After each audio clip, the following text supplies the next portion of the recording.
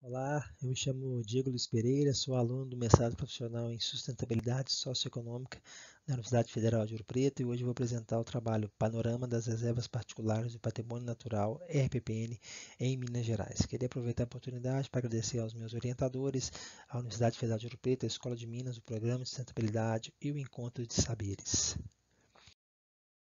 Bom, introduzindo a temática, os aspectos, né, as discussões sobre a fiscalização ambiental, elas datam desde os anos 70, né, por meio das conferências de discussão sobre o meio ambiente, sobre sustentabilidade, e desde então isso vem fomentando e movimentando a sociedade em prol dessa causa. E as empresas, né, entes do segundo setor, têm utilizado uma estratégia muito interessante para a preservação da natureza, que é justamente a criação das RPPNs.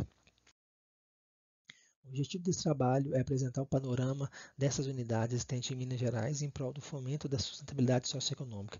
E nós temos três objetivos específicos, permeando o levantamento bibliográfico, a análise de tendência de criação e a existência de usos das RPPNs.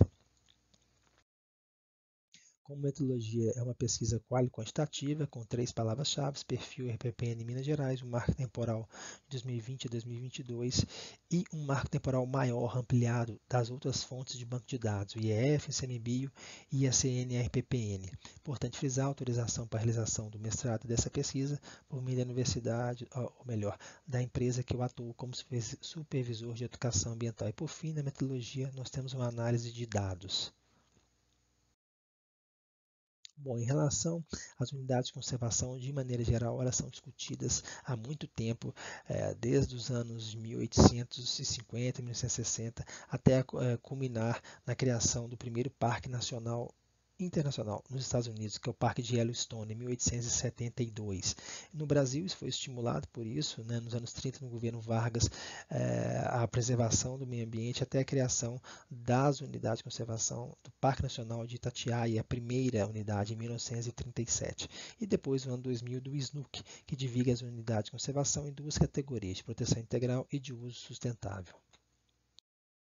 Falando das RPPNs em si, elas são discutidas desde a criação do Código Florestal nos anos 30, chamada na ocasião de florestas protetoras. Esses conceitos foram sendo aprimorados até a segunda versão do Código Florestal, para a criação por meio da criação da Política Nacional de Meio Ambiente, até um decreto nos anos 90 que instituiu oficialmente as RPPNs, enfatizando suas características e também a sua forma forte de criar os serviços ecossistêmicos, que são todas as benesses que a natureza nos fornece. Para além disso, aqui é um mapa que representa todas as RPPNs do nosso estado, de Minas Gerais, estado esse que é o maior em quantitativo de RPPNs. Como resultados preliminares, nós temos um quantitativo expressivo de mais de 300 artigos científicos e periódicos encontrados sobre essa temática. No banco de dados do IEF, nós temos mais de 275 RPPNs cadastradas e no ICMBio um banco de dados de 91. E optamos por utilizar o banco de dados da CNRPPN, que ele aglutina as RPPNs do IEF e do ICMBio, trazendo dados muito interessantes como a preservação de áreas de mais de 141 mil hectares. Dois gráficos importantes também, a gente pode destacar que o segundo setor, as empresas, a iniciativa privada, representa a criação, né, e tem por mais de 81% da criação, né, das RPPNs. No gráfico à direita, a gente tem os setores que mais criam RPPNs, com destaque para a mineração e para a indústria e a agropecuária. Nesse gráfico a gente consegue ver, desde 1990, quando houve o decreto de criação da RPPN até 2022, os altos e baixos para a criação desse tipo de unidade, destacando no ano de 98 a criação do decreto em Minas Gerais, que instituiu a RPPN, e no ano 2000, que instituiu o SNUC, que é o Sistema Nacional de Unidades de Conservação. E não menos importante, em 2006, a gente teve a regulamentação do artigo 21, que trata da RPPN, e no ano seguinte, 2007, um pico de criação de unidades de 27 unidades de conservação da categoria RPP. Nesses quatro gráficos, nós temos os usos oficialmente permitidos, né, e que constam do banco de dados do CNRPPN. E o interessante é ver que os seus proprietários não fazem atividades para além da preservação. Nenhum deles, praticamente, pesquisa científica, educação ambiental e práticas de turismo. Isso deve ser fomentado, assim como a criação do plano de manejo, que é um documento que vai regular a existência da unidade. Por fim, temos como destaque a criação voluntária das RPPNs, que a lei exige, mas muitas das vezes ela é criada de forma compulsória. Então, há um conflito aí que tem que ser apaziguado. O setor produtivo sempre à frente com a criação dessas unidades para a preservação.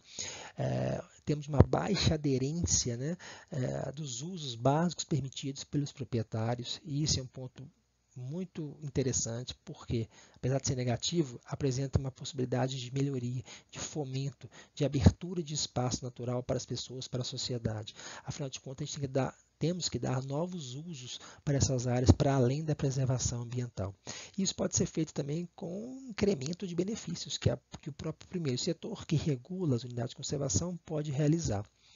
E, consequentemente, isso retomaria uma ampliação de criação das RPPNs, tanto pelas pessoas, né, físicas, quanto as empresas, que têm um capital maior e uma capacidade de fomentar a preservação de uma maneira mais pungente, mais positiva. E, por fim, vale destacar que cada RPPN criada é um grau a mais na garantia da criação dos serviços ecossistemas, que vão gerar todos os benefícios sociais, ambientais e também econômicos por meio da natureza para toda a sociedade.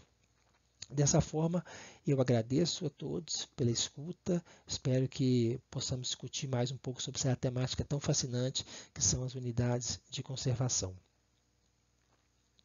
Muito obrigado.